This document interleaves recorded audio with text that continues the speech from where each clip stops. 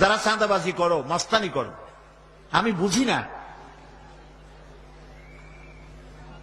তারা কি জাতের লোক, গায়ের রক্তটা কিসের, মানুষের রক্ত না পশুর রক্ত?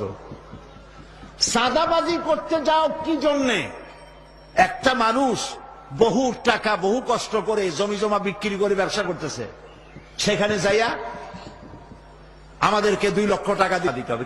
চাঁদাবাজ এবং মাস্তান যারা চাঁদাবাজি করতে যাও, মানুষের কাছে খয়রাত চাও, ওই ভিক্ষা করে খাওয়া অনেক ভালো। মসজিদের সামনে একখান থাল নিয়ে বসে থাকো, যা আল্লাহর রাস্তায় খয়রাত দাও। দোকানদারের কাছ থেকে চাঁদাবাজি করা, বিল্ডিং কেউ নতুন বানাইতে পারে না, অমনি হাজির। গলায় সোনার চেন, হাতে কতগুলা আংটি, তারপরে হাতে মোবাইল, গলায় সোনার চেন। শহরের মহা উল্লুক জানোয়ার বলতেছে এখানে ইট ফেলাইতে পারবে না, রড দিতে পারবে না আমাদেরকে সান্দানা দিয়া। এটা কি মানুষ? বলেন মানুষ? এরা মানুষের সন্তান? এরা জানোয়ার, পশু।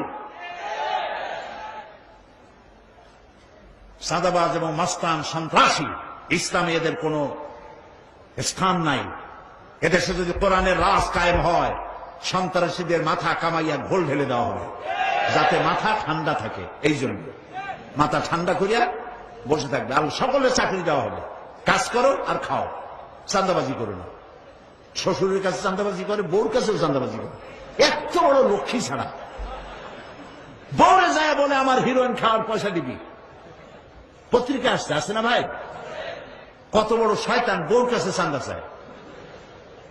আল্লাহ এইসব চাঁদাবাজ, মাস্তান, অপহরণকারী আর সন্ত্রাসী জানোয়ারদের হাত থেকে আল্লাহ এই দেশকে রক্ষা করুন। বলেন আমিন। চিল্লায় বলেন আমিন।